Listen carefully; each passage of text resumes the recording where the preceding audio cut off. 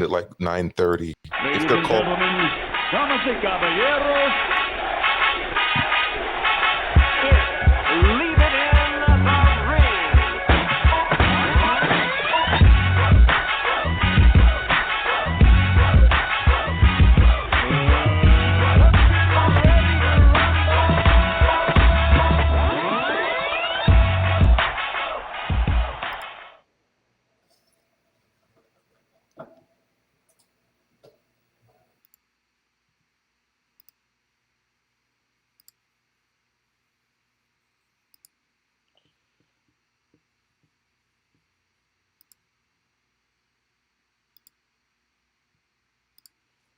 Welcome back to another edition of Leaving the Ring Radio. I'm your host, Dave Duenez. I was like, why am I hearing the song "Leaving the Ring" all over again here? Amilcar. It turns out to be because I had a window open on. well, there you go. Yeah. Anyways, hey, welcome back everybody to Leaving the Ring Radio. I'm your host, Dave Duenez, with my co-host Amilcar. It is a nice and beautiful day here in California. How's the weather out there, Amilcar? I know it's snowing, right? It was snowing heavily. Everything was closed today. Schools were closed. Really? I just got back from walking to the supermarket, as I told you before the air, and the supermarket was closed. What I didn't tell you was probably because of how much snow there's been. There's just been a lot of snow here and not a lot of traffic and not a lot of people walking around. But you know what? If you live in New York City or in the Midwest or in the Northeast, you're pretty much used to it. You're going to get this at least once a Christmas. That's not Christmas, a winter season. Yeah, so anyways, I'm just being told right now that we may not get Robert the Ghost Guerrero for something happened at training. He is in training camp because he's got some big news coming up. His PR is telling me that his wife just texted him. You know, they did confirm it, but something must have came up. I don't know. Hopefully he can still come back on here today. I don't know. I mean, he's saying there's still a chance of him coming on. If not, we'll try again here on Leaving the Ring. That's what happens when you do a live show. But anyways, yeah, sorry about that, bro. I got kind of sidetracked here, you know. No, so good. Yeah, we had like this crazy storm over here, here in Northern California. It didn't affect everybody because I think some folks in smaller towns like in Hollister, they didn't have like this crazy wind that we had going on. I don't know how fast the wind was, but ended up blowing my fence down and my tree. It was a lot of crap, man. So a lot of cleanup on the weekend for myself before I even got to sit back and enjoy the Saturday fights, which weren't that great. But it was Saturday and it was boxing, so I was cool with it, man. How about you? Well, anytime there's boxing, I'm going to be excited on Saturday. You know, I don't really like going anywhere. I'm a homebody. Everybody who knows me knows that. I stay home. Right. You know, I like watching movies, and even more than that, I like watching boxing. So Saturday was going to be a good night of boxing. Actually, I can't really say that. I thought it was going to be pretty much what it ended up being. I did have higher hopes for the undercard, but it was actually the undercard that really disappointed me, especially the card that started at 8. The 6 p.m. card was okay. You know, Rantis Barthélemy did his thing, whatever. The 8 o'clock card, though, I thought the 8 o'clock card was terrible. All right. And I wasn't too happy with the main event. I felt that it went far too long. It wasn't that exciting. I felt that Caleb Plant should have probably tried to go for the finish and close the show, especially in a primetime slot like that on Fox, on network television, but he didn't. And it ended up being what it was. The fight I was most disappointed in, honestly, was the co-feature that should have never been on any television network, let alone on Fox primetime, between the NFL conference championships and the Super Bowl. It was a terrible look for the sport of boxing. I don't think that fight should have even been sanctioned, considering the shape that Rock turned up in. And it just wasn't very good. And then the fight before that was a huge mismatch in which it appeared that Seldon's had no business being in the ring. You know, let me ask you about Selden because his dad, Bruce Selden, was a title holder in the heavyweight division back in the 90s. Um, when he got dropped by Spencer, Joey Spencer, and Jesus M was saying, "Hey, do you think his Joey Spencer is improving?" What's up, everybody, man? Thanks for tuning in. So we are before I go get into my thoughts about Spencer and Selden really quick, because I do have a question for Amilcar. I am being told, Amilcar, they're trying to get him on. So hopefully by 6 o'clock he'll be on the show here. Robert the Ghost Guerrero. He is in training camp, so he's training. He is looking to make a comeback to the sport. Well, he's been on a continued comeback. Remember when he retired, but then he returned. I want to say about a year ago, or no, 2018 when he's made his return to the ring. We'll have to look up BoxRec to see when his last fight was. Well, when he came back. Anyways, dude, he gets dropped. I'm going back with Selden. He gets dropped, gets up, and then starts rabbit punching the hell out of Joey Spencer, and then they pull him. The ref separates them. Obviously tries to take control of the fight. Talks to the kid, but you could really see that there was something going on mentally. Was I maybe reading too much into that, or? I don't think you were reading anything too much into that at all. He didn't seem like he was mentally capable of being knocked down. His reaction to it was unhinged, I'd say, unprofessional, and throwing 3 direct, intentional rabbit punches essentially after the referee had said break. I mean, you could have disqualified the guy for that. You could have. To be honest, you could have. And he ended up getting away with a 2-point deduction. Okay, and then he actually getting knocked out by what didn't appear to be the most powerful shot. It didn't look like it even really landed fully flush. Right. I mean, I had reviewed it over and over again, but that was my first impression of it. So he was clearly still shooken up from the first knockdown, right? And his legs were stiff. I actually didn't think it was an early knockdown. I mean, an early knockout in terms of an early stoppage, because you could see that the ref was actually having to keep him up. When after he got up, his legs were stiff. He didn't look like he was in a position to continue. And I'm one of the people who errs on the side of caution and fighter safety. So I had no problems with that. Well, going off of his backstory, Selden, the son of Bruce Selden, heavyweight, who was TKO'd by Mike Tyson back in the 90s. Hearing his backstory, homeless, he was looking at other sports, was football, then got in a little late into boxing, was pretty much convinced to put on the gloves. And then seeing the reaction, it's hard not to walk away feeling kind of bad for this guy, because, of course, everybody in boxing has a hardship, but man, you got to have a soft spot for this kid, because I saw there was some mental issues with him, with being dropped, getting up, not knowing how to react to it. It was almost watching a 5-year-old have a tantrum against somebody else that bumped them or I can see that. I mean, I do see that. There's definitely, as I said, it was unhinged. It was unprofessional. You could probably also throw in immature that. But, what if he had caused bleeding on the brain? I agree. For him? I mean, look at what happened to baby Joe Messi. Out of Buffalo, New York. He had to stop his career while he was a prospect because of bleeding on the brain. I mean, that's a very sensitive area, that kind of back of the head. And for you to just... my point, though, is this. Like that. Right. But yeah. I think what my point is in IBT, Immortal Boxing, what's up, brother? Good to see you here. Selden was acting like a clown, bro. I agree.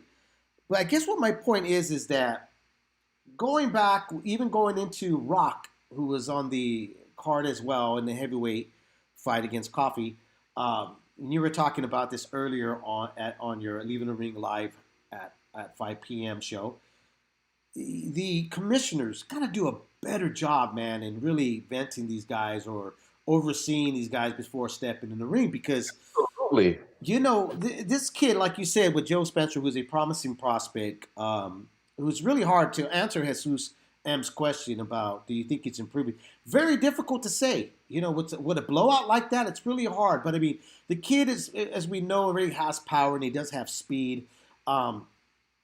His past fights, I haven't been that impressed. But with this one here, I mean, he got the job done pretty quick, but it was really against anybody really of note and recognizable. I mean, think about this, we're talking about the kid's mental state, and going back to the commissioners is that, sometimes these kids are just not up there. I mean, we've had incidents before. I was almost feeling, bro, I don't know about you, but I was almost feeling like after the fight and they're going to raise the hand of Joey Spencer, like I wouldn't have been surprised if we had witnessed Selden run across the ring with no glove and take a shot. I had that eerie feeling too about a guy that was totally unhinged in that moment. It takes me back to the Friday night fights when I was a little kid, and I forget who it was, but it was the name of the guy. But he ended up killing Max Kellerman's brother. He kind of cold blocked the dude. I mean, he also ended that guy's. Didn't he? Yeah, I thought he hit him with a hammer, right? Well, he was. No, he clocked him. He sucker punched him. But look, there's two things here. Number one, I agree with you. The commission's got to do its job. But number two, you'd think that Fox had some kind of quality control in place in kind of determining what's going to be on its airwaves. I mean, if I'm an executive at Fox or even a lower level producer, and I see a guy show up at the scales in the condition that Rock was in, right, he would not be fighting on my network. I would have been like, I don't know who you got to get to replace this dude. I don't care if you got to bring somebody up from the off TV card. This dude is not going to be on a coveted primetime spot on my network. There's a period. I mean, that fight should not have been on network TV. Just shouldn't have been. It shouldn't have been on any TV. Any of the undercard fights actually on the main card that started at 8. No, I agree. That heavyweight fight. Talk about heavyweight fight, and this was on PBC Friday night. Was leading up to the main event to Caleb Plant versus Caleb Truax for his IBF title at 168 super middleweight. Listen, everybody, every promoter has got, they're not going to be bangers all the time, all the way out. But man, this one was really bad. And like you said, I mean, you've had your rant about it on your show earlier today. And I couldn't agree more. Couldn't agree with the fans either. People on Twitter, on social media during the fight. But I mean, I think if anything, everybody was kind of happy that there was some fights because we did, it's been kind of a slow year starting off in January. Not a whole lot of stuff were happening. And I think everybody was in a rush of getting January done and over with. Put it in the bag. Put it on the books. It's pretty much what we were hoping for, Amilcar. I was thinking. That was my sense, because I knew as soon as we got past the Caleb Plant and Truax fight, February, March was going to be the months to look forward to. We were getting closer to that mark to have some really good fights. True. That's definitely true.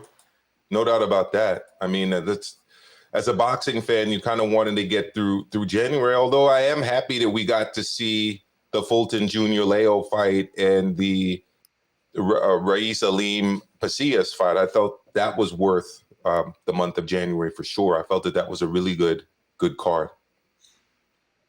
So hopefully we can get Robert the Ghost Guerrero here on the show. And like I said, he is in training. He was scheduled for 5:15. And then they told me, oh shit, he's in the gym. So hopefully he can get on here and then we can talk some boxing with him. I got a lot of questions for him. And I know you got some questions for him as well. But I guess we should get down to the main event, Plant versus Truax. Let me ask you, what were your thoughts and what do you think, man, about the performance of Plant, who had a shutout over Truax, who Truax has seen his better days, was hoping that we were going to get the Truax of 2017, maybe a glimpse of him, but you could really see he's a shell of himself. I was pretty frustrated for him because you could see it, and in his mind, he wanted to let his hands go, Amilcar. He just couldn't do it.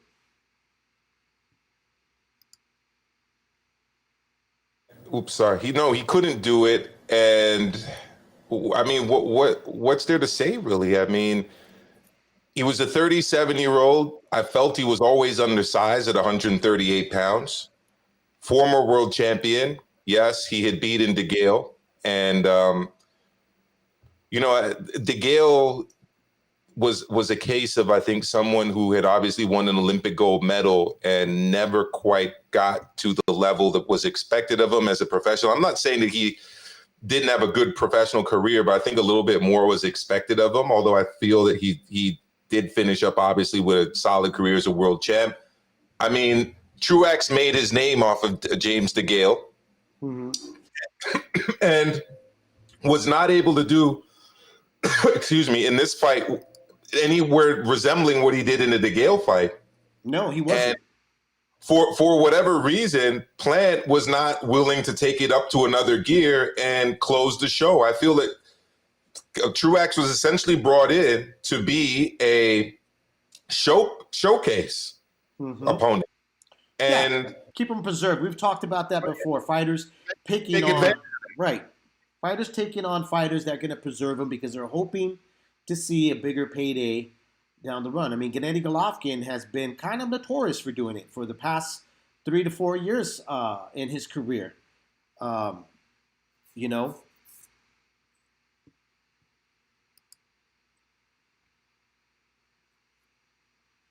yeah, let me ask you the pros and cons about Caleb, and I'll give you my take about him right now. What are the pros and cons that you saw with this performance against Truax?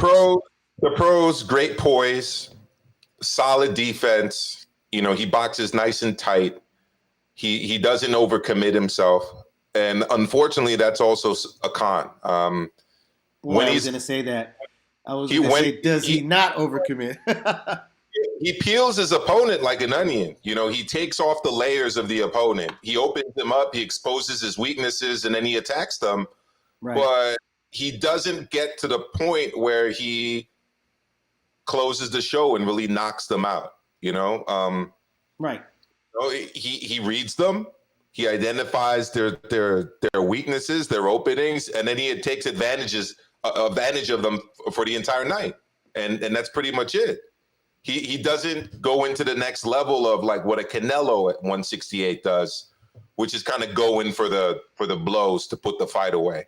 Well, he's not. Look, Caleb Plant is who he is. I think that anybody that was expecting on Saturday night to tune into a Caleb Plant of him turning over his punches, staying in the pocket, looking for some really damaging exchanges to his opponent, was setting themselves up for failure.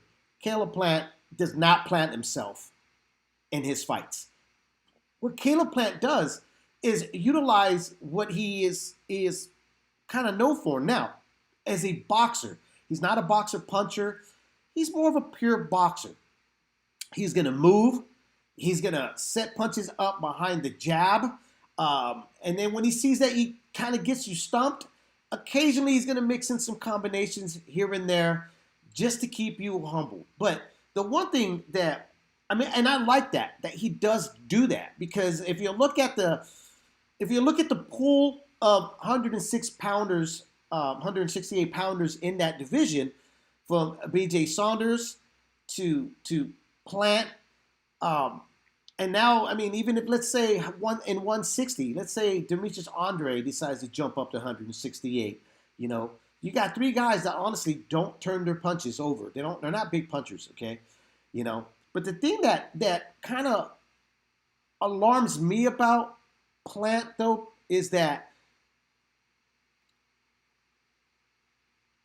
I'm not sure if he does have any power there, because he plays it so safe, Amilcar. Like, it's so safe. He's always in the safe zone. So, until we get somebody that puts the pressure and corners him, where he has no choice but to plant his feet and turn his punches, I don't know if this guy can really keep off the likes of a David Benavidez or a Canelo Alvarez. And maybe that's why I'm not too excited about them meeting later on this year, or because we haven't seen like as much as enthusiasm we've seen from him about wanting Canelo is the same.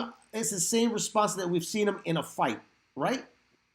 Well, look, I mean, Juan de Angel, Thomas Wimbono, Andrew Hernandez, Rogelio Porky Medina, Jose Asquetegui, and Caleb Truax all have one thing in common. I mean, they all went the distance with Caleb Plant. Mm-hmm. You know, the two guys that he's put away, and they were both TKO victories, were Fagan Butts and Mike Lee. And honestly, those were really two guys that are far from world-class level. And I'll just leave it at that. There's nothing wrong with being too defensive, you know, like even like Jose, I'm just saying right now, or even the likes of just saying that he's a pure boxer, okay? He's a mover boxer. He's a cutie, is what we used to call him, you know. That's not going to risk taking any damage because the game is hit and not be hit. And Caleb Plant, obviously, he embodies that to the fullest, right? You know, but the thing is that if you look at like Pernell Whitaker, let's just put him up there as an example. Pernell Whitaker is one of the most famous and by far one of the best defense whiz ever to live, okay, like a Willie Pep. But, you know, in our time, in the 80s and 90s, Pernell Whitaker was the it factor, okay, sweepy. But look at the resume and guys that he did it up against. It wasn't against B-level guys or guys that are on their way out or guys that look like a shell of himself. Pernell was doing this to primetime fighters. You know, he was displaying these skills against guys you wouldn't think he would be able to do. You know, like, you know, when you would see him get, you know, set up to fight this guy, you'd be like, there's no way he's going to get away. Oscar De La Hoya is too young, in his prime, too fresh, too tall, too strong. He's a natural 147 pounder. But what did Pernell do? He made him look like a normal fighter. That's where I'm at with Caleb Plant. Like, I know you're skillful. There's no denying you got talent. But Absolutely. How much talent do you have? Is it real talent against A-class primetime guys, or is it just real talent against guys that are B and C level club fighters? To me, there's definitely that aspect of it, David. And the other aspect, too, is does he have enough to keep guys like Benavidez off of him? Does he have enough to keep guys like Canelo off of him? And to be quite frank, does he even have enough to keep a guy like, I shouldn't say even, I at this point favor Andre Dirrell in the fight over Caleb Plant. You know what? I wouldn't call you crazy. I really won't. And you know, here's the thing about Anthony Dirrell is he will make it an ugly fight. You know, I mean, he's not the most aggressive guy, but he's also not the most defense guy. Dirrell, that is. He doesn't back away from a battle. He doesn't back away. He's gonna come. The dog. I think it's one of the best nicknames in boxing in terms of it being appropriate for the fighter. He is a dog in the ring.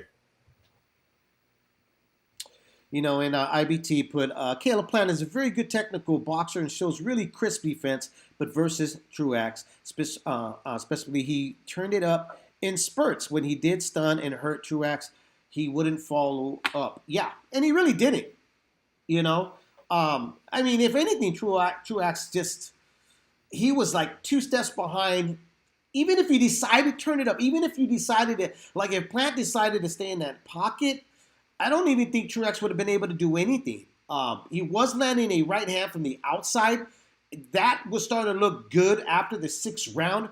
And when he was landing that right hand, which you could say either it's going to be the Achilles to Caleb Plant, or maybe Caleb Plant was even getting bored of his own fight. You know, I just kept sitting there going like, I wonder what Canelo's going to do if he throws that right, because that would be his bread and butter for Canelo to throw against Caleb Plant. And I'm pretty sure Eddie Reynoso and the team were looking at that going, look, if this kid Truax would have been throwing it earlier, it might have had more success. But it goes back again. Truax was like 2 steps behind on anything. You saw that his mind, and this happens to a lot of aging guys that have been in wars, guys that are already past their prime. that shouldn't honestly, this is their last hooray day, last swan song, paycheck, whatever you want to call it. You could see older fighters overthinking what they're going to do next. And you saw that from the first bell ringing in the first round that Truax was doing that. Well, look, I mean, you had a guy share his opinion with you, did you not, David? I know you're planning on sharing it today. Yeah, you know what? I did reach out to the father of David Benavides, who was on Leaving the Ring last week, and I just asked him the truth. I go, hey, did you watch the fight? And what did you think? What were your thoughts about Caleb Plant's performance over Caleb Truax? And I'll put it up right now. Let me get that ready for everybody. And here we go. Let's hear what he's got to say. I thought he was going to look a little bit better. In my opinion, he should have stopped this guy, Truax, maybe like in about 3-4 rounds, so he can look spectacular and sell the fight with Canelo and make it more interesting. But, I mean, he won all the rounds. He got touched a little bit. But Truax is on the way out, I think he should have looked a little bit more impressive, in my opinion. What do you think there? What do you think there, bro? Do you disagree with them? You agree with them? I agree with him 100%. I disagree with everything he just said. I felt that it was an opportunity to showcase himself on network TV in a primetime slot that Puerto Rican Rum points out really well. I mean, the PBC has a time slot there that most promoters would kill for, right? Yeah. And that was a great opportunity to really plant your flag, say, look, I'm the man at 168, and I'm the guy that should be taking on Canelo after his next fight.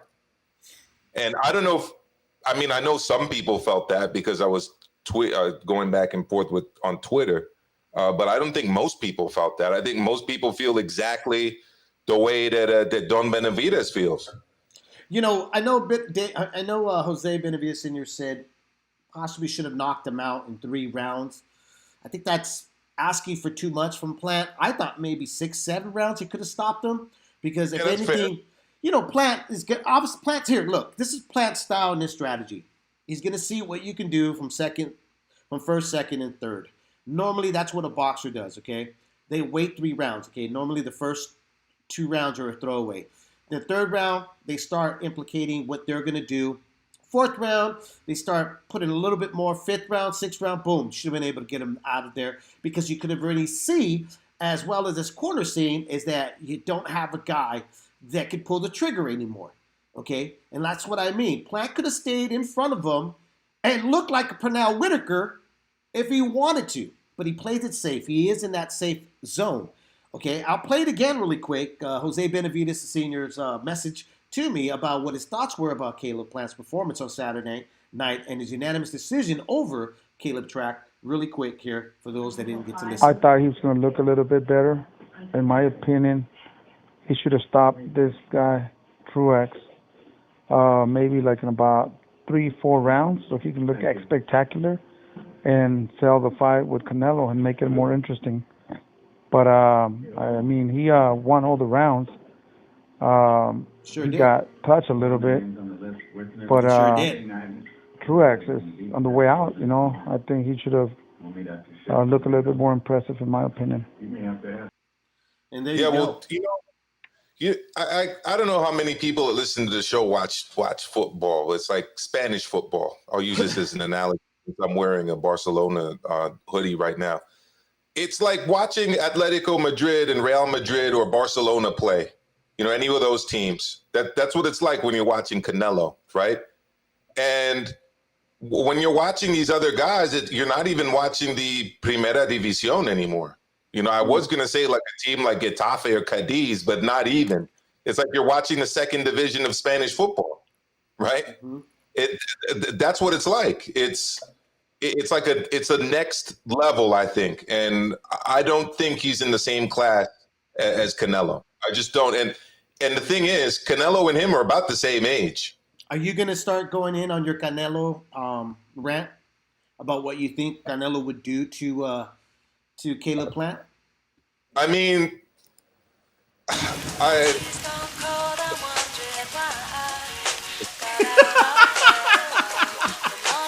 I think this. I think Canelo beats Plant. I think Canelo beats everyone at 168, and I think that it's high time that people just give the guy his due.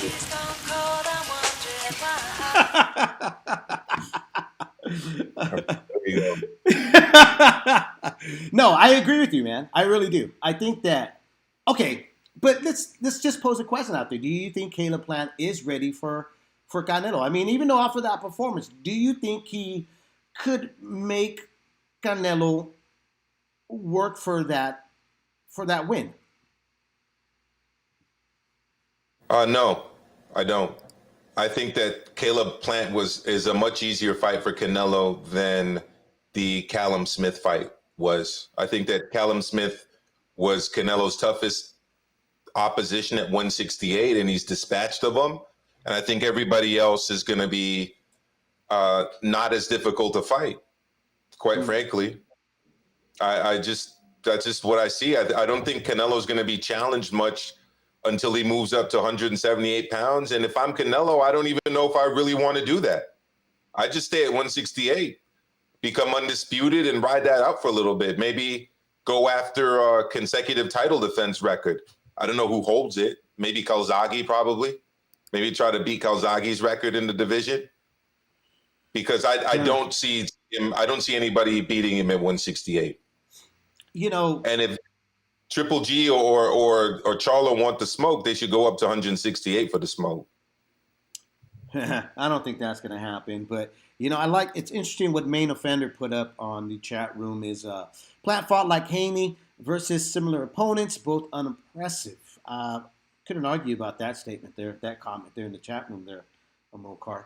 It's, to me, still Plant is the unknown because, like I said, because he really does embody that hit and not get hit type of style. Take no risks whatsoever to continue on his career because, as all of them, they want that. They all want that Canelo sweepstake money, and the preserve is becoming an issue. I think with fighters now. When you look at guys that had to really work. I mean, look, when you think about guys at 168 division, you think about guys like Glenn the Road Warrior Johnson, who had to fight pretty much everybody in the division and had to fly out. That's the reason why they called him Road Warrior, to get this big money fight, to get to the main guys, okay, that were, dangling the title over their heads. And Plant could have made himself a bigger name. Now, listen, the PBC are doing a fantastic job, in my opinion, promoting them here, Amilcar. You can't deny that. Putting them on commercials in between a football game. Right. Doing everything in their power to push this narrative that this super middleweight IBF title holder is the next big thing. So it's now up to Caleb Plant to sell the rest of the narrative, right? He could have done that. Hasn't done it. Has avoided it. Jose Benavidez Sr. was on the show, so has David Benavidez, and they both said, hey, we've been chasing this guy for 2 years. We want this fight. What did Jose Benavidez Sr. say on the show? We'll fight you without your title. You can keep your title. We'll fight you. No problem. And he is the trainer, father, manager to David Benavidez. So I'm hoping that some of that holds a lot of water and truth. But it's Caleb Plant. It was offered 2 times. The fight for Caleb Plant to face Canelo Alvarez didn't happen, fell through. I'm getting a lot of, emails on Leaving the Ring. Folks saying, do you even think he'll face Canelo Alvarez in late of this year, Dave? Amilcar, do you guys think this will happen, or will Plant come up with something new? I think so. And I just want to remind people, you can phone in. Lines are open, 347-460-1773. Once again, 347-460-1773. Lines are open, so call in. Talk Plant, talk Canelo, talk anything you want to talk about boxing. Yeah, and to answer your question, I think Canelo wants the fight to happen. I think Canelo's plan is get the WBC defense out of the way with Yildirim this month. Follow that up with a unification fight with Billy Joe, right, in May. Now you've got the 2 DAZN fights out of the way. And now let's go to the PBC and grab that IBF title in September around Mexican Independence Day weekend. Right. So I think that's Canelo's plan. Whether or not Plant will comply is another story. I hope he does. I was mentioning this at 5 on the Leave It in the Ring Live at 5 show that I'm super sorry, which D-Style hosted today on his channel, that I think a good interim fight for Plant would be a fight with Jermall Charlo. I'd like to see that if Charlo can't get a fight at 160. Move up to 168, take on Plant. Winner of that fight faces winner of Saunders Canelo in September. I like that whole schedule there. If we're playing promoter, that would be the route to take and to do and stuff. Here, look, Nato puts, will you pay $80 on Fox pay-per-view for Plant Canelo in September or prefer Triple G on DAZN? What do you think, man? What would you pay? The $80 for Fox pay-per-view or the $10 a month fight for Canelo versus Gennady Golovkin on DAZN? Well, I already paid an annual fee for DAZN, so I'd prefer that. But I would pay the other bit to fight Canelo as well. Hopefully they'd be able to get Plant over to DAZN. But if the PBC offers more money to Canelo, then obviously he'd go over there to do it. The ideal situation would be for that fight to take place on Fox. I don't see it happening on DAZN at all. Why is that? Well, because you're going to get more eyeballs on Fox than you would get on DAZN. It's meaning the promotional part. It's easy access for a lot of people that watch football or, that are sitting back watching those type of sports, that they see that, all I got to do is hit a button to, on your whatever, however you use your, to pay for your pay-per-view, rather than downloading an app and then trying to figure out how to put it up. Again, a lot of people still don't know how to use the DAZN app, man. I mean, that's been an issue. That's been a major issue with DAZN. That's why they went and signed a contract with Comcast and networks like that to try to get it out there. I think if anything, Al Heyman's going to see that there is better perks of keeping it on Fox. And that might kill the possible unification fight for September, in my opinion. I could be wrong, but I don't want to be the Debbie Downer. Well, if that happens, and as far as I'm concerned, Canelo's undisputed. I'm sorry. If you're actively like that, that's just the way it is. Yeah. Yeah. I'm just, you know what I'm thinking? I'm just not trying to keep my hopes up too high about the whole PBC thing. I mean, I'm not saying that PBC wouldn't want to play in the sandbox with Canelo sweepstakes. Obviously, they want that. They kind of need that, because, how much longer can they keep pushing this towards there? Because, I'm pretty sure putting them in with David Benavidez at this moment wouldn't be the best interest for them. Because here's a fact about PBC, okay? And I was talking to you about this off the air. I was saying, hey, if you kind of look at the trend with the PBC, sometimes, even though they got all the straps on their side and all the ducats in a row in their promotion, they tend to drag out, their champions holding that belt. Meaning like Keith Thurman holding on to a belt. Didn't face the best as a welterweight when he had practically all the belts. There was one belt out there I think it was missing, which was Danny Garcia's belt at that time. And the same thing of the handling of Floyd Mayweather, which Bob Arum had a lot of part in holding that fight up as well. But, I could see PBC going like, we can hold off a little longer. Why put all our eggs in one basket and lose a possibility of them losing, their biggest star that they're thinking at 168 to Canelo Alvarez, where, David Benavidez, they could possibly be doubting themselves and him at the moment. I mean, I just don't know how much money they make with Plant. And I think if I'm them, and kind of what I see them doing is getting Plant out there on Fox, giving him mainstream attention, hopefully get a mainstream appeal so that they can lure Canelo over to do a big pay-per-view and make a lot of money. And potentially keep him with the PBC for a couple fights. That's kind of what I see, Dave. And being that Canelo's a free agent, it shouldn't be an issue. Because, I mean, look, Canelo signed on with a 2-deal fight with Matchroom. After that, there's no commitment. And we know what the 2 deal is for, okay? He's got a fight coming up this month, which is, believe it or not, it is a Canelo fight month. And then he's got the BJ Saunders fight coming up. Those two, it's done deal. Yep. Absolutely. Let me see who put this up there. Tony Yayo. He put PBC wants to play with Canelo on their own terms and would have wanted to be on the Fox platform. I don't think that Canelo should fight against that. I don't think Canelo should worry about that. Being a free agent, let's make it happen. It worked out perfect for Mikey Garcia. Why would it not work out perfect for Canelo Alvarez, who's a far much bigger star than Mikey Garcia? Yeah. I mean, just go to the network that can give you the best deal. I mean, that's what he did. And he used his own leverage and own fame and own position in the sport to essentially get out of the confines of a contract he had with Golden Boy and deal directly with the zone. So look, Canelo knows what he's doing. Canelo's shown, at least to me, that he's an astute businessman. He's not going to get fucked financially or promotionally.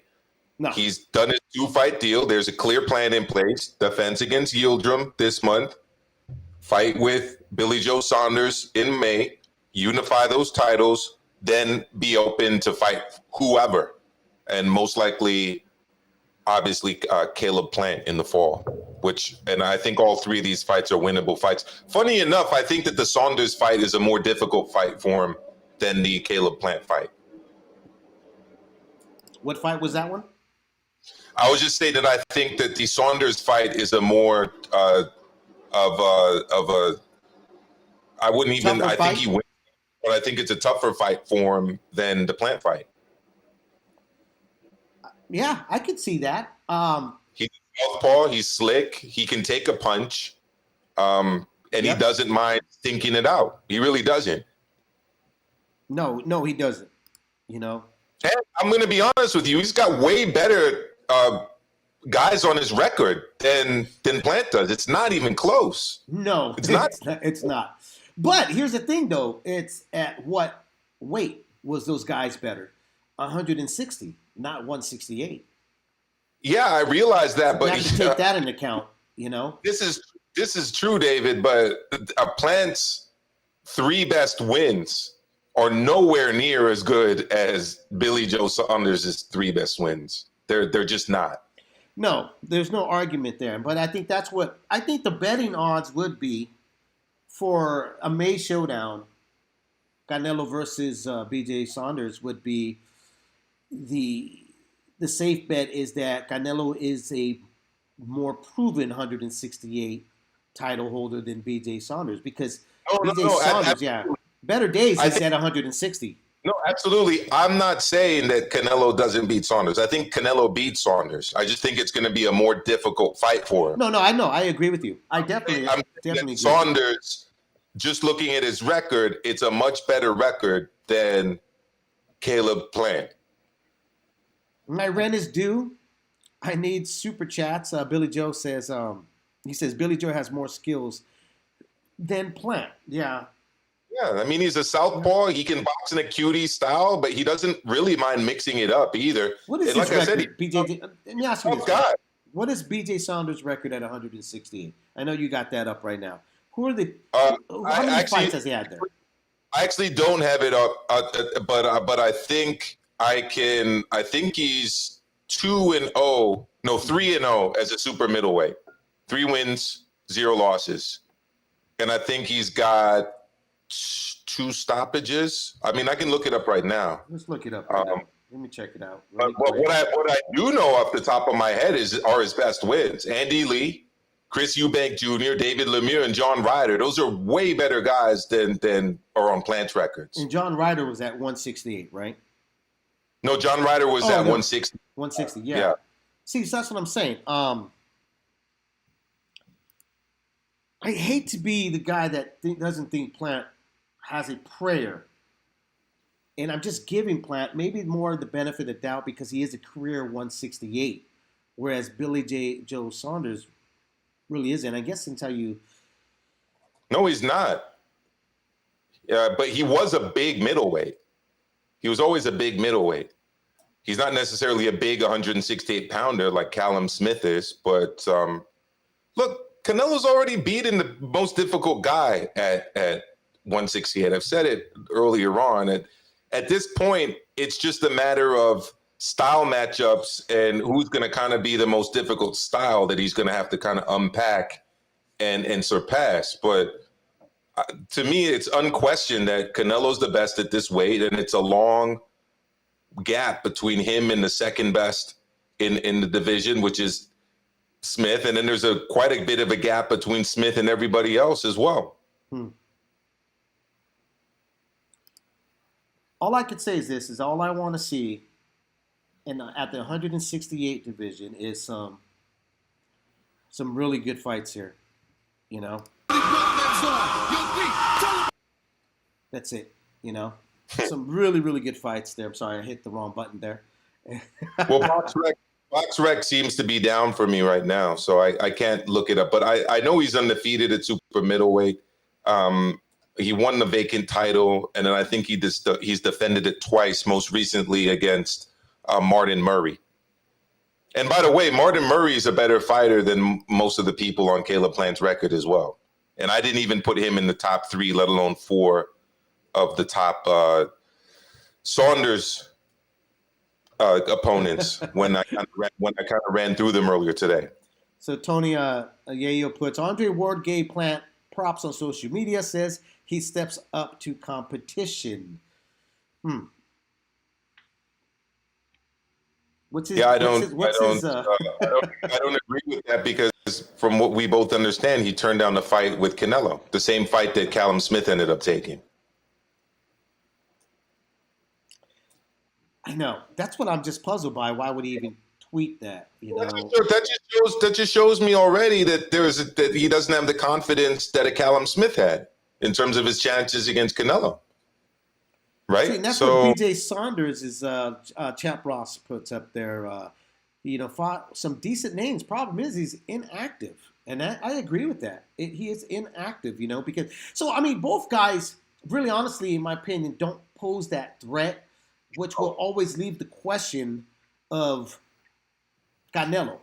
It goes back to what your earlier show was about and saying, what does Canelo got to do? What does he have to do? Because he's going to get 2 guys. One guy that keeps himself safe in the safe zone because he wants to keep the O. And then the other guy is not as active. And, recently I got in trouble, got suspended. Fights that were supposed to happen. He was supposed to fight Demetrius Andrade. That fell apart, And so now, really, honestly, the only one that's active and has been active, and the only thing that stopped him from inactivity was COVID, is Canelo Alvarez. And as we see, he's trying to play catch-up here on this year. Canelo's just got to do 2 things, fight and win. And he's always going to have his detractors. He's always going to have his haters. And that's just what it is. Unfortunately, that's always going to be the case. But he's not a Roy Jones, who's been cherry picking opponents in his prime, right? He's been facing pretty. Yeah, in fact, people are not fighting him, right? So the only person who he said that he doesn't really want to fight, or the person who's been calling him out that he hasn't fought, is Triple G. But it's like, been there, done that. Plus, you accuse me of drugging up, and you said you saw needles on me and like all of this crap. It's like, I wouldn't give the guy a fight either. Why am I making you more rich? Nah, I'm moving up to 168. Let me become undisputed. And if I'm him, let me go after, a consecutive record. Like I said, I think it's Joe Calzaghe. I don't know who else it would be. I think it's probably Joe Calzaghe. Set a new record at 168. Mm-hmm. I don't need to see Canelo go to 175. Let Canelo do Canelo, right? I think interesting. The problem though for Canelo there, and I agree with you. I'm just playing devil advocate here, is that because he flirted at 175 and facing a recognizable name and a guy that many thought, as including myself, and I'm pretty sure you, beat Andre Ward in their first meeting, is Sergey Kovalev. He went up there, he beat a shell of Sergey Kovalev, but I thought, Kovalev had enough, especially to test the guy coming up from 168, right? Well, that was it. It actually Right. from 154, because Kovalev's always been at 175 pounds and Canelo was at 154. So I felt that the age was enough of kind of a trade-off to balance out the competitiveness of that fight. I mean, going into that fight, it was a lot of people viewing it as a 50-50 fight. Very few people saw Canelo just going in there and destroying Kovalev. Or knocking him out. I didn't see that. I thought of anything Canelo was going to outbox him. He was slower. Kovalev, was going to outwork him. But I thought for sure that Kovalev was going to test his chin even more. And he passed that with colors. So I'm good with him staying at 168. And the funny thing is, he stays around 168. He's got people coming up the pipeline, right? He's got Berlanga.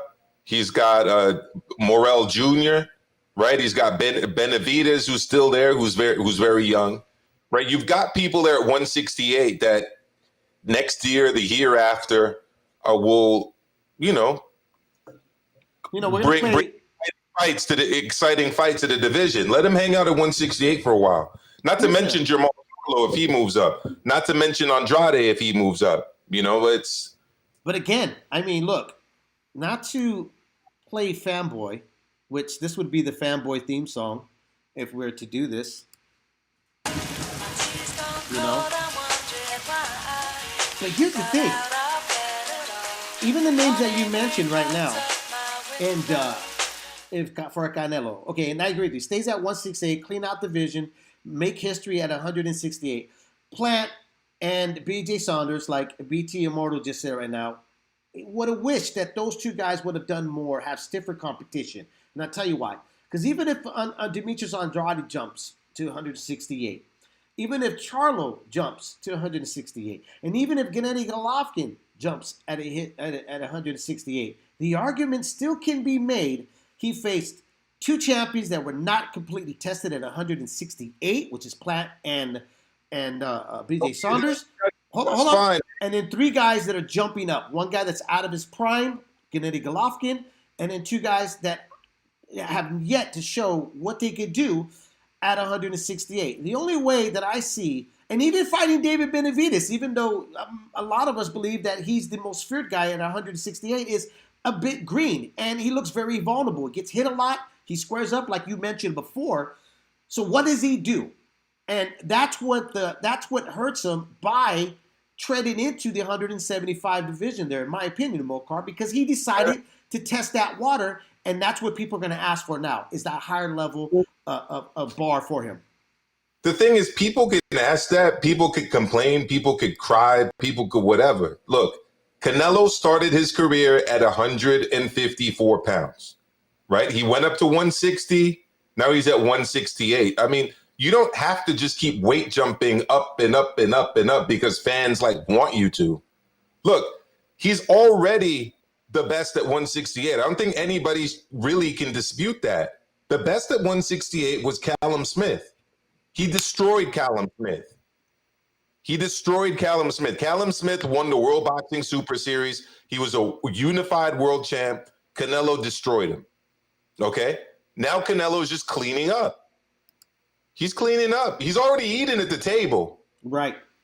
He's had his starter. He's had his main course. He's had his dessert. And now he's just sitting there observing things. And it's like, oh, let me have, a couple grapes that are still there and some other thing. He's the man at 168.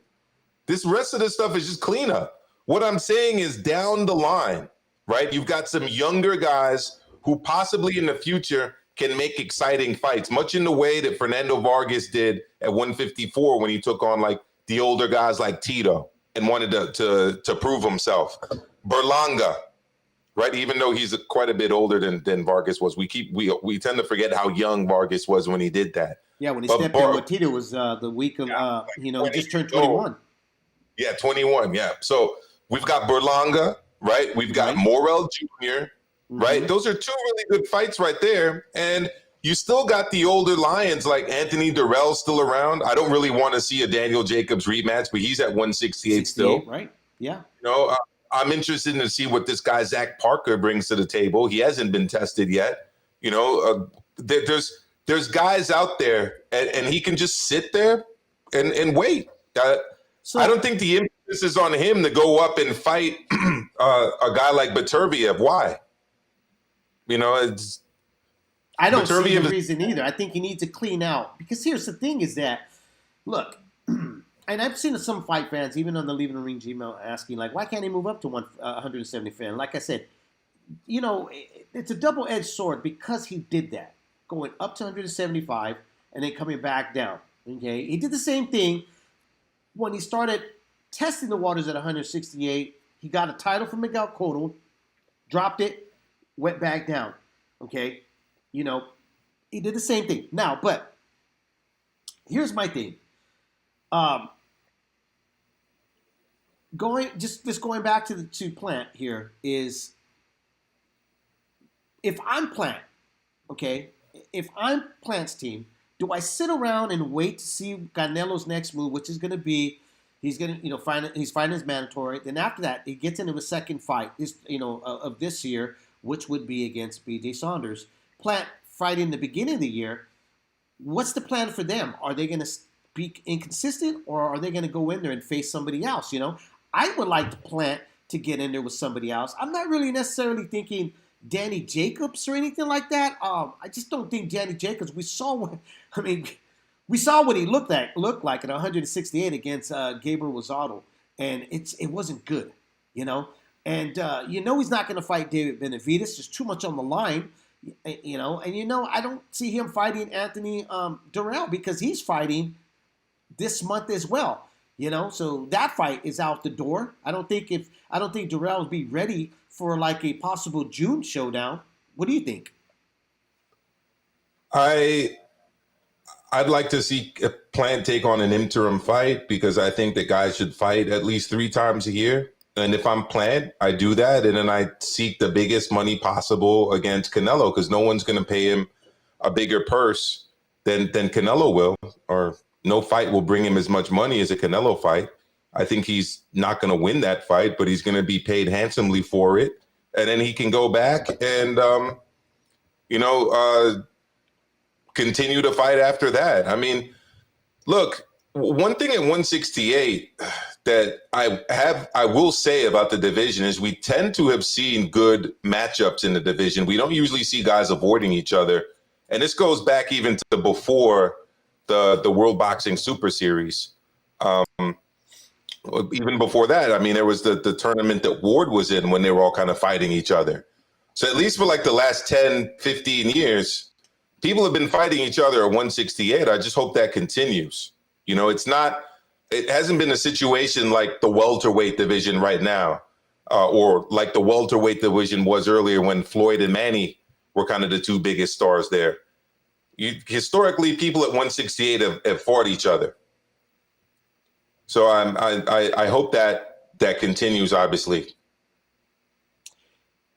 My Reynolds dude said Plant injured his hand. He might wait till September. Champ Ross said Plant is gonna sit around, and that's the way he's hinting things. And then not to put Truax wasn't even a mandatory. He was ranked number 3 by the IBF. You guys want to call in? Let's talk some boxing here. Let's talk Canelo and Plant and Benavidez and BJ Saunders here on Leave the Ring. Call in at 347-460-1773. Let's talk some boxing here, okay? Hey, let me ask you guys this, okay? While we wait for somebody to call in here, 2021 biggest fights out there for you that you look forward to, or you hope kind of happens here, Amilcar. What are you looking forward to, man? And hopes too, also. I mean, I'm looking forward to quite a few fights. I think everybody's looking forward to Taylor Ramirez. All right, Yes. to Estrada Gonzalez. If Ioka Inoue happens, or gets announced, that will be up there for me. Obviously, the big one is Fury and Joshua, right? Mm-hmm. Yeah. And those are, I think, the fights that everyone's really looking forward to. To see JC from Ringside Reporter put, Plant, I'm going to take my sweet time, Plant. Yeah. That's I mean, great. I give the guy credit. He's not at all shy about boxing in the way that he wants to box. If that's how he wants to box, all credit to him. I just think then that the promotion and the way he's talked up fights with guys like Benavidez Jr. I mean, it doesn't exactly match what we see in performances with guys like Caleb Truax. So yeah, your question, that's what I've been looking forward to. Oh, we got a call coming in right now. Go ahead, bring them on in. Area code 510, you're on Leave It in the Ring. Hey, Amilcar, hey, Dave, Fernando over here in Fresno. Now, how you guys doing? Good, Fernando. Thank ¿Qué you, pasó? bro. I was just listening to Dave ask what fights am I looking forward to this year coming up. Yeah. And I know everybody's looking forward to like Joshua and Fury and then Canelo, maybe Triple G or whatever Canelo's going to be doing. I know what you're going to say. I know what fight you're going to say. Go ahead. Versus Usyk, because that might end up setting off like its own little bracket of heavyweight championship fights, right? If they make that WBO title a full title, we might be getting the winner of Usyk Joyce versus Andy Ruiz, Deontay Wilder, the guy from Fiji. That guy also, Junior Fa against Junior Fa. Mm-hmm. That would be fun, man. Get some other heavyweights going at it. Yeah, I agree that. That's why I'm saying. That's why I put it up there.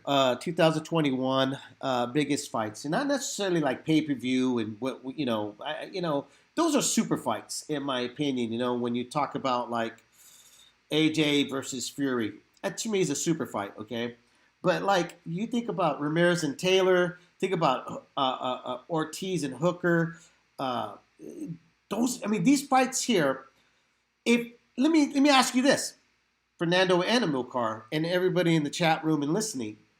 If Caleb Plant versus Canelo doesn't happen this year, do you really honestly would it affect you or do you care about it? Because we have so many good fights this year that look like they're just gonna come along if the COVID thing doesn't prevent it. Go ahead, Fernando. Oh, I didn't even hear David. I can't hear David on my side. No, that's called that's what I'm looking forward to. I'm looking forward to the Usyk versus Joyce. I think a lot of good stuff for the heavyweights can come out of that. But thank you for taking my phone call. I'll listen on YouTube. That way I can hear you guys what you guys are talking about. Appreciate it. All right, Fernando. To answer your question, Dave, no. I mean, I don't really think it will affect me at all. I mean, there'll be plenty of other fights, but I would like to see it happen. I'd like to see a goal that Canelo has announced for himself. I'd like to see him see it through. And I like the fact that he's pretty much stated that he wants to fight 4 times in about, a 10 to 11th month span? Wow. I mean, that's pretty cool. I'd like to see him do that. No, definitely. How about this, man? I don't know if you saw, but ESPN had reported, according to them, that Bob Arum says that he'd like to see Ryan Garcia versus Teofimo Lopez in the summer of 2021. Getting the sense that he's trying to derail the talks of Pacquiao and Ryan Garcia, because Ryan Garcia has been put on his Instagram that it's going to be a real fight. They're not looking for an exhibition. Yeah, I mean, Golden Boy today announced that fight's not going to happen. Garcia and Pacquiao. So I'm hoping Garcia goes back to pursuing a Tank Davis fight, because that would be on my list of fights I really want to see. Right? Yeah, that should have been And- like his main goal at the time, you know. But I mean, I get it. And I'd also like to see Haney against Teofimo Lopez. And I think that's also a really good fight, and is a fight I'd like to see. And if Inoue Ioka doesn't happen, I'd really like to see Inoue Rigo. I'd like to see that fight take place. Oh God, They're that'd be both great. 118 pounds. I see that as a great passing of the torch fight. And I don't really know how many more years Rigo has in him. He's already 40. So I'd like to see him get one last big fight.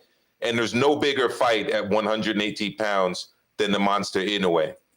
No, that would be a hardcore dream fight right there if they could make that happen. Ransom Bartholomew, what did you think about him? He was on the undercard. It was the co-main event. He had a 10-round decision over Rivera. I think it was a similar result to Plant. I mean, you're in a primetime spot on a major network. You kind of want to show that you're the man that people have to face. Right. And I don't know about you, Dave, but I didn't really get that impression after watching that fight.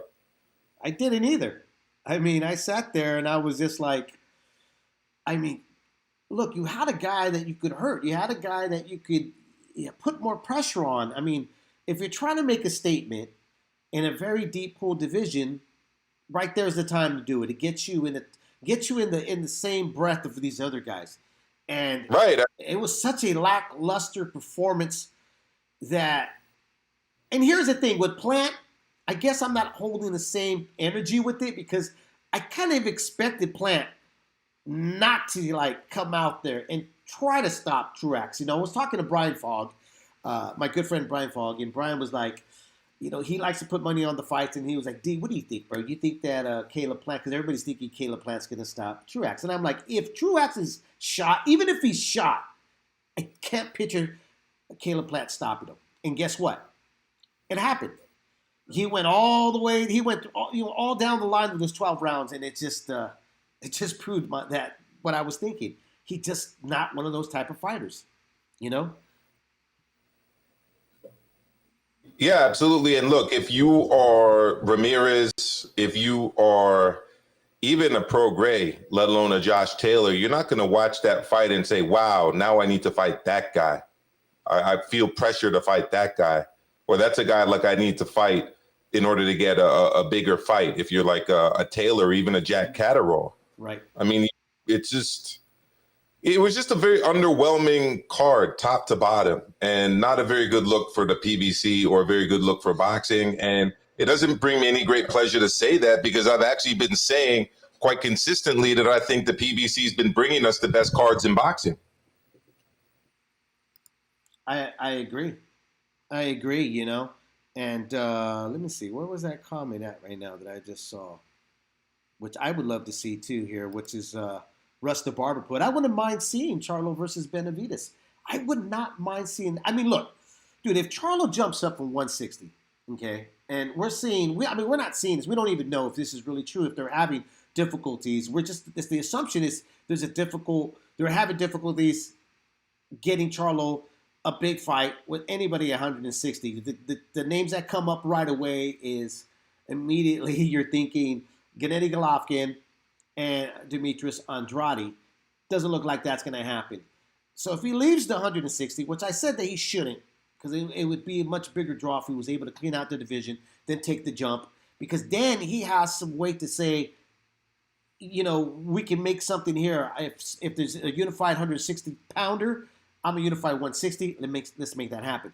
But if he makes that jump, Amilcar, at 168 to fight David Benavidez, bro, they'd erase everything that he's done at 160. It's almost kind of the same feel, but not that much of a big leap, which is 8 pounds, but it makes a big difference. But like the way Mikey Garcia decided to go to the Lion, Charlo's really going to the Lion, facing a big 6'1" Mexican fighter that comes forward and stalks you at the 168. I mean, you got to give him props. If he was there to be great, Charlo. Yeah, absolutely. If that's a fight that he'd go after, but if I'm him, I'd actually target Plant because Plant actually has a title belt, and it would put me on line for Canelo fight. I don't really see much benefit in Charlo's case of taking on Benavidez, if I'm going to be honest with you. It's a tough fight. He's not a champion, and it's like an optional fight that you're taking on. If I'm Charlo, I'm targeting Plant so that I can get to Canelo. But personally, as a fan, I'd like to see Charlo stay at 160 and clean out the division. I would too. And like I said, marketing wise and history wise, it makes more sense. But at the same time, if you can't get the other guys to play in the same, sandbox, I don't see why even stick around. Okay, his input. The UFC has mega fights lined up in boxing. In boxing is way behind in light years. But here's the difference, though, and I agree with you. The UFC does. I mean, they do a great job. As soon as their pay-per-view event finishes, before they even go off air, they're already talking about the next event, the next big fight. The thing is, though, is that the UFC has a monopoly over their fighters. So, their fighters have no say. They're already, scheduled in, locked, sealed, and done. They're already told what they're going to get and how it's going to move forward. Only the bigger players are allowed to, kind of finagle and say, no, I don't want to do that, like a Conor McGregor. With boxing, the characters in it, there's just so many hands in the cookie jar. It's really difficult to hold down something in boxing. I mean, it's a structure that needs to be structured correctly, but it's a fractured structure that doesn't want to be sealed and healed up, unfortunately, in boxing. Yeah. Yeah, I mean, but that's true. But at the same time, I'd like us to remember that, I just described a whole lot of fights that I'd like to see it and that are in the works for 2021. And right. I don't think the UFC has a bigger fight than Joshua against Fury. No. I could be wrong. I don't follow the UFC that closely, but look at this. Fight than that. How about this? Jose Ramirez, Josh Taylor, big fight, unification fight. Okay, AJ and Fury. Mm-hmm. And if Canelo and Plant happen, I mean, you have 3 unification fights there. That's pretty big for boxing, especially when we had such a drought and of no fault of its own because of COVID in 2020. Yep, I agree. And there's a lot of movement at 150, and there's also a lot of movement at 118, 122, 130, 135. There's a lot moving in boxing right now. I'm actually hopeful about this year. I think the biggest roadblock will be not having fans at fights, and also obviously COVID. Yeah. That's the only thing that's making me nervous is because we're still not out of the woods with this COVID, and that's the only thing that could stop any of these fights happening moving forward. But as of right now, I mean, we're looking at a really good calendar, and if you even look at just this month and next month, especially March, I mean, you got a lot of stacked fights happening. Okay, I mean, I'm really looking forward to Virgil Ortiz Jr. versus Maurice Hooker. That's gonna be a banger, man. I think that's, if you're looking for your fix, that's gonna be it right there. Yeah, that's definitely a good fight, and I'm hoping it gets signed too, because I don't think it's official just yet, right? Yeah, do we have once again, lines are open 347-460-1773. Again, it's 347-460-1773 if you want to come on and talk boxing with Dave Duenez and myself. Yeah, absolutely, man. I don't think we're going to be getting the ghost. Just let everybody know, because they text me. He's still in at the gym. We're probably going to have to set that up for next week. They're trying right now. They're going to give it one more shot here. I'm going to give it about another 10 minutes, man. If we don't get him, probably call it a night, because there's not a whole lot. We don't have any. I don't think there's anything planned for this weekend, unless you want to talk about the Don King card. Nah, I don't really want to talk about that. That What? was a total That was a great mess. fight. And I that fight was almost as bad as the co-feature of the Plant fight on Saturday night.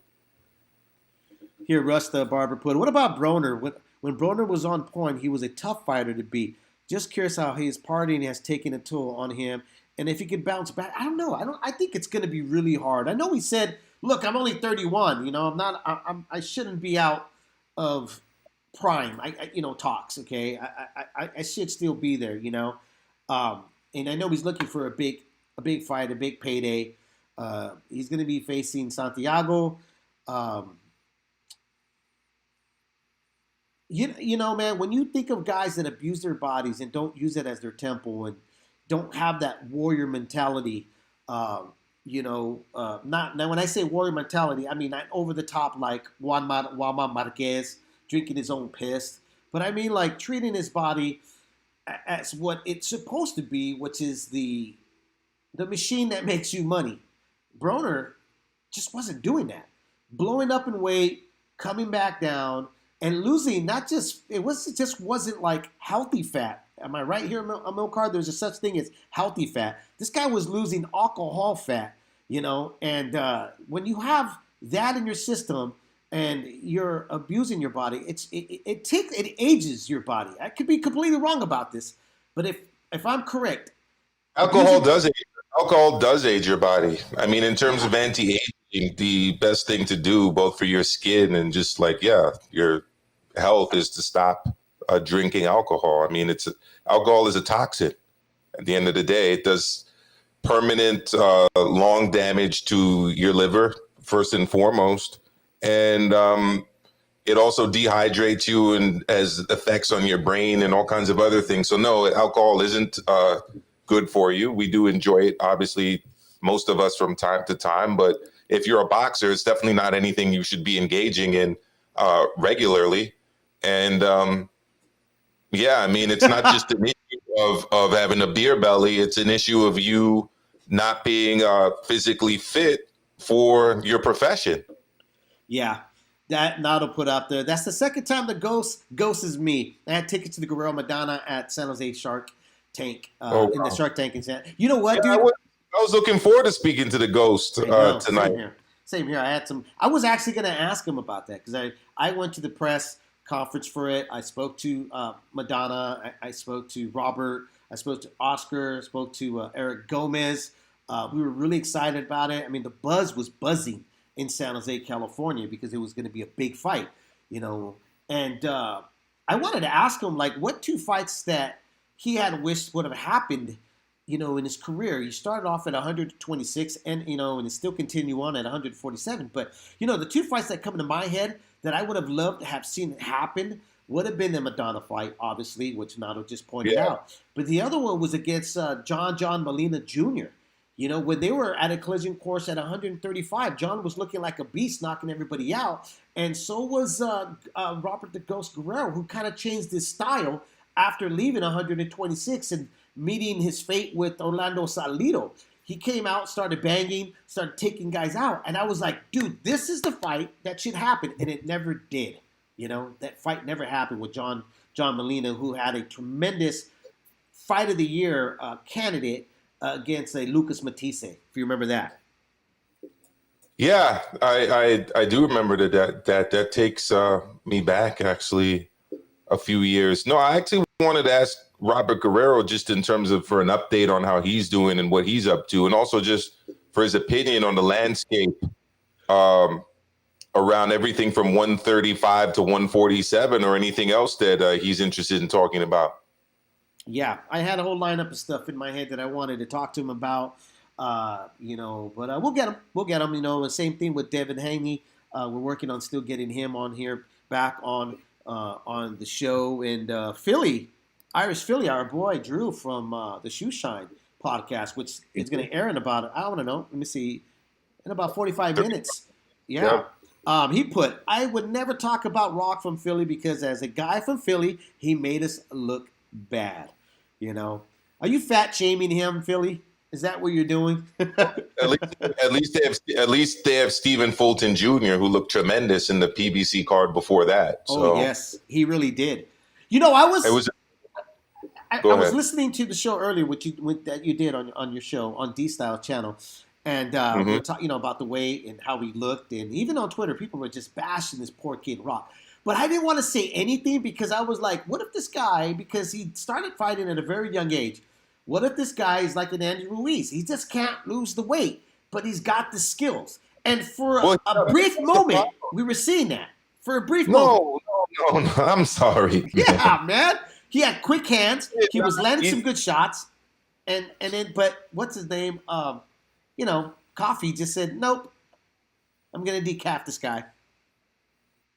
I mean, Andy Ruiz can go a solid 12 rounds. I don't think that guy could go a solid round.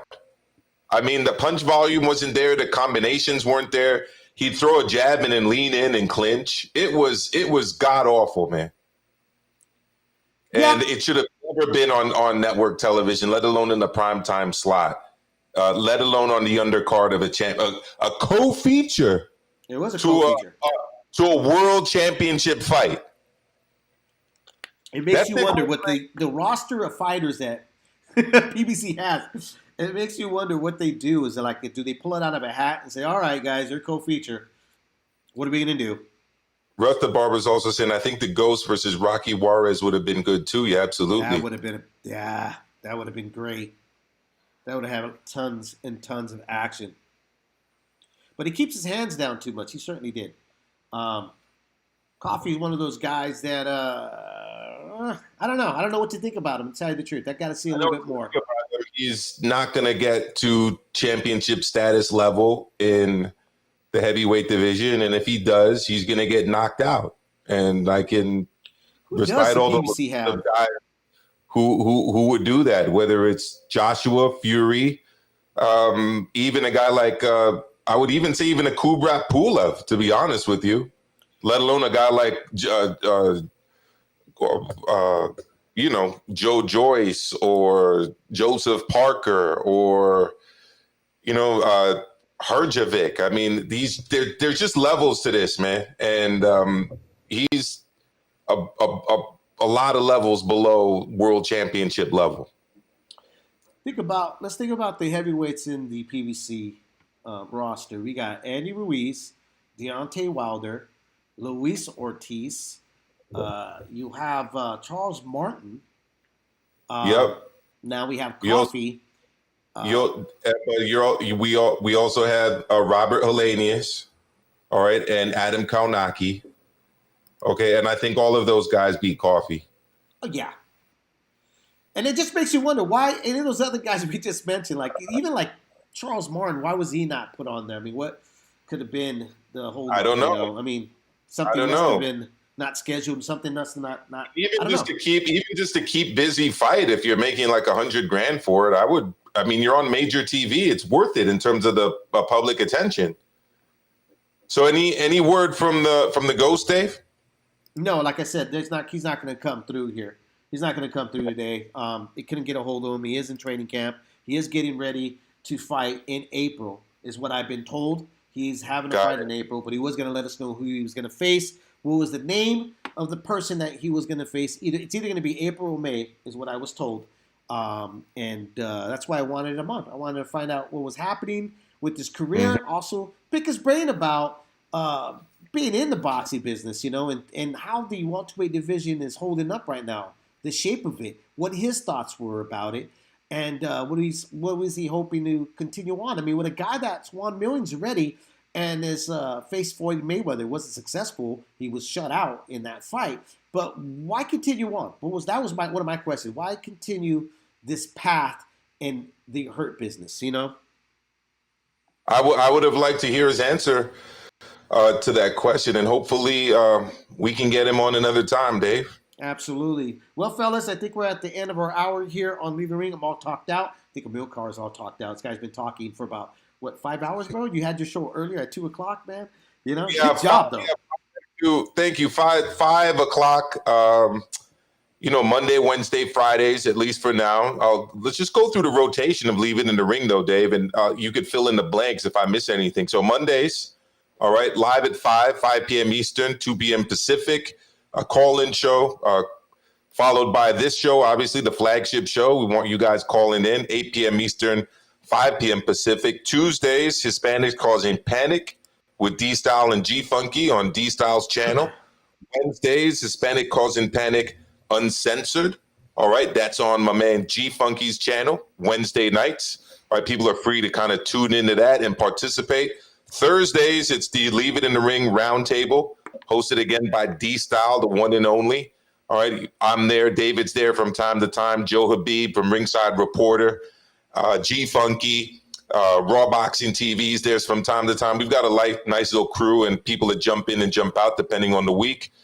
Then Sundays, we obviously have Ringside Reporter, right, Dave? 7 p.m. Eastern on the Ringside Reporter channel. That's the main rotation.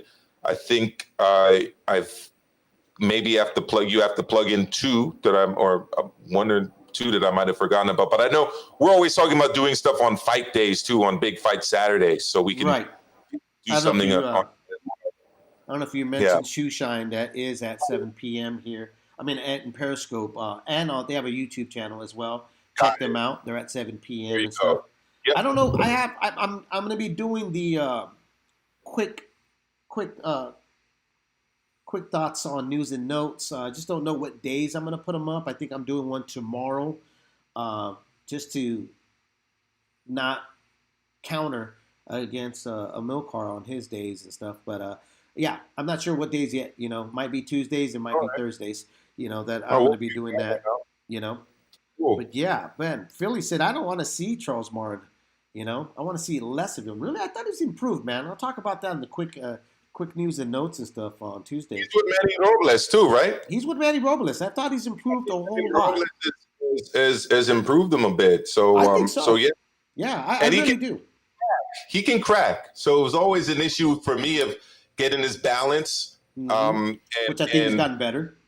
Yeah, getting back on the balance after he throws his shots, and especially his combinations. To me, it was all about balance and footwork. So I did see some though. I think confidence was the lack of that. I think the kid had the skills. This wasn't somebody, just some regular Joe they picked off the street, and I mean, he had something there. But when he got in with Anthony Joshua, you could see he had no confidence. Like, it was not even there.